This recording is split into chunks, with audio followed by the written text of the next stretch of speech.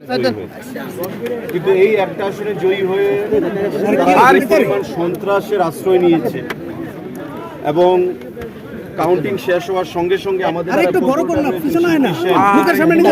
ওনার বাড়িতে সেখানে আক্রমণ সংঘটিত হয় কংগ্রেসীদের দ্বারা। ওনার মেয়ে সেখানে ছিল, সে সেন্সলেস হয়ে যায়, উনি আহত হন এবং বেধড়ক যাকে বিজেপি সমর্থকদেরকে রাস্তায় ওরা দেখেছে ইট বৃষ্টি তার উপর করা হয়েছে, শিল্পী সেনকে আহত করা হয়েছে, তার মেয়েকে আহত করা হয়েছে। যুব মোর্চার কার্যকর্তারা যারা রাস্তায় ছিলেন, দেখেছেন, বাঁচাতে গেছেন, তাদের প্রতিও আক্রমণ সংঘটিত করা হয়েছে।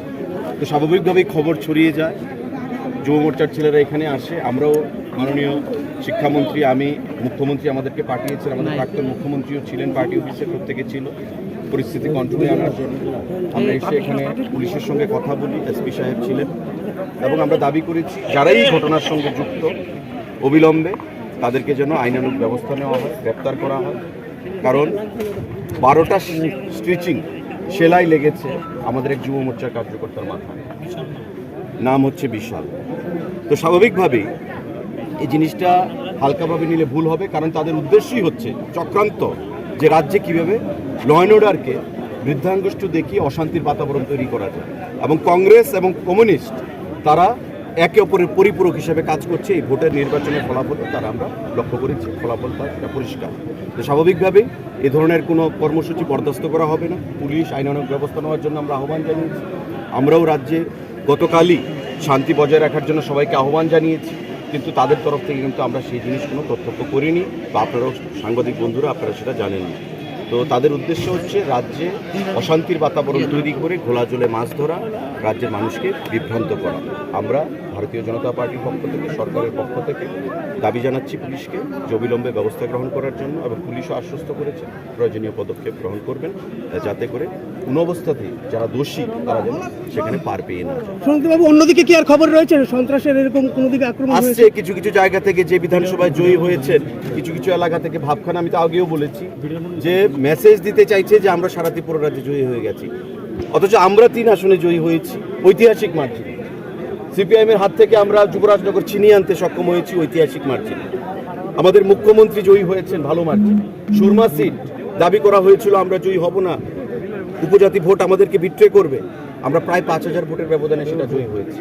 তো এটা পরিষ্কার চোখে আঙুল দিয়ে প্রমাণ করে যে ভারতীয় জনতা পার্টির বিকল্প ত্রিপুরা রাজ্যে এখনো হয়নি। আর যারা চক্রান্ত করছে কংগ্রেস কমিউনিস্টের মিতালির মাধ্যমে, যারা ক্ষমতায় আসতে চাইছে, তাদের স্বপ্ন বাস্তবায়িত হবে না। স্বাভাবিকভাবেই এই যে চক্রান্ত করে মানুষকে মেরে সেখানে অশান্তির পরিবেশ তৈরি করে তারা যে রাজ্যটাকে অস্থির করতে চাইছে, আইনের পথে চলবে, আমরাও সাংগঠনিকভাবে সেটাকে। স্যার, আজকে তো আপনারা জয়ের আনন্দে থাকার কথা ছিল, এমন একটা দিনে আপনারা কি প্রত্যাশিত ছিলেন? দেখুন, আমাদের আসল লক্ষ্য 2023। আমাদের এই নির্বাচনকে আমরা সিরিয়াসলি নিয়েছি ঠিকই, কিন্তু আমাদের লক্ষ্য হচ্ছে, আমাদের অনেক কাজ আছে, কাজগুলো আমাদের করতে হবে মানুষের জন্য। মানুষ আমাদের দেখে কর্মচারী আস্থা রেখেছে, গরিব অংশের মানুষ আস্থা রেখেছে, ভোট পাচ্ছে, সেটা প্রমাণ। কমিউনিস্টের ভোটটাকে দিয়ে তারা জয়ী হয়েছে 6 আগরতলা বিধানসভা কেন্দ্র। বারবার আমরা বলেছি, আজকে ফলাফলে সেটা প্রমাণিত। তো স্বাভাবিকভাবেই এখানে আমাদের ল অ্যান্ড অর্ডার যেন এগ্রাভেট না করে, সেই জিনিসটা আমাদের মাথায় রাখতে হবে।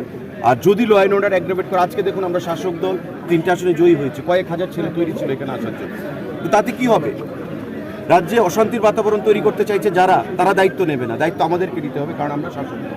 তাই আমরা 2 জন মন্ত্রীকে মুখ্যমন্ত্রী এখানে পাঠিয়েছেন, প্রাক্তন মুখ্যমন্ত্রী পাঠিয়েছেন, যাতে কথা বলে প্রয়োজনীয় পদক্ষেপ গ্রহণ করে, এবং দোষীরা যেন, because a criminal has got no political identity, যারা ডিস্টেবিলাইজ করতে চাইছে, যারা রাজ্যটাকে অশান্তির বাতাবরণে ডুবিয়ে দিতে চাইছে, তাদেরকে কোনো অবস্থাতে যেন প্রশাসন রেহাই না দেয়, সেটাই আমরা এসপির কাছে আমরা বলেছি, এবং আমাদের দৃঢ় বিশ্বাস এসপি ওয়েস্ট প্রয়োজনীয় পদক্ষেপ। আজকে কর্মীদের উপর কি বার্তা রয়েছে? বার্তা শান্তি, আমরা গতকালকে শান্তি বজায় রাখার জন্য বার্তা দিয়েছি আমাদের পার্টি অফিস থেকে, আমাদের নেতৃত্বরা এখনও সেই বার্তাই আমরা দেব, যাতে শান্তি বজায় থাকে। আমরা 3টা আসনে জয়ী হয়েছি, আমাদের লড়াই আগামী 23 নির্বাচনে জয়ী হবে। এখানে যারা কর্মী সমর্থকরা জড়ো হয়েছে তাদেরকে এখন কি বলবেন? আমরা তাদেরকে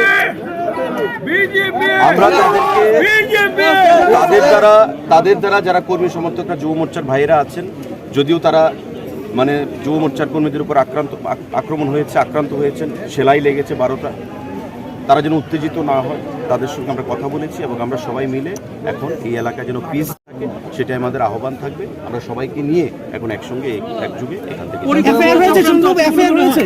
এটা কি বলেছি, আপনারা যদি বিগত কয়েকদিনের নাটকগুলো দেখেন, কেউ হাসপাতালের বেডে শুয়ে বলছে যে আগুন জ্বালিয়ে দিতে হবে, তাফাল দেখবেন। কেউ নাটক মঞ্চস্থ করছেন, কেউ সিপিএম এর সঙ্গে গোপন মিতালি করছেন। এই জিনিসগুলো আমরা আগেও বলেছি। এখন আপনারা যারা গণতন্ত্রের চতুর্থ স্তম্ভ সাংবাদিক বন্ধুরা, আপনাদেরকে দায়িত্ব নিয়ে সেটা মানুষের কাছে নিয়ে যেতে হবে যে কারা কনস্পিরেসি করেছে এবং তাদের উদ্দেশ্যটা কী। আমরা শাসক দল হিসেবে এতটুকু বলতে পারবো যে আমরা কোনো ষড়যন্ত্র যেন সফল না হয়, বিফলে যায়, সেই জিনিসটা আমরা মাথায় রাখবো এবং আগামী দিনে মানুষকে সঙ্গে নিয়ে আমরা লড়াই করব। এবং মানুষ যেভাবে ডিসাইসিভ ম্যান্ডেট দিয়েছে ঐতিহাসিক মার্জিনে এই 3টা উপনির্বাচনে আসনে, সেটা আমরা মাথায় নিয়ে দায়িত্ব আমাদের বৃদ্ধি পেয়েছে। আমাদের যে কাজগুলো বাকি রয়েছে সেই কাজগুলো করব এবং 2023-এ বিজেপি যেন সরকারে প্রতিষ্ঠিত হতে পারে তার জন্য আমরা ঝাঁপিয়ে সন্ধ্যাবাবু, তাদের একটা অভিযোগ, তাদের একজন কর্মী কংগ্রেস ভবন থেকে বাড়ি যাওয়ার সময় তাদেরকে একজন কর্মীকে ছুরি আঘাত করা হয়েছে, সেই বিষয়টা কি? আমাদের কাছে সেই রিপোর্ট নেই। এখন তারা অনেক কিছুই বলবে, ছুরি আঘাত করেছে, কেউ বলবে মাথায় আঘাত করেছে, কেউ দেখবেন পড়ে যাবে রাস্তায়, কেউ আইএলএসে গিয়ে ভর্তি হবে, কেউ জিবিতে গিয়ে ভর্তি হবে। তো এগুলো all these are established dramas. People of Tripura know it very well. তাদের বিগত দিনের সমস্ত কিছু মানুষ আমরা জানি। তো স্বাভাবিকভাবেই এটাকে আমরা ছোটোভাবে দেখছি না, খাটো করে দেখছি না। শুধু মানুষের কাছে আহ্বান জানাবো যেন তাদের যে কনস্পিরেসি পলিটিক্স তার যেন মিসগাইডেড না হয়। Thank you sir. ধন্যবাদ।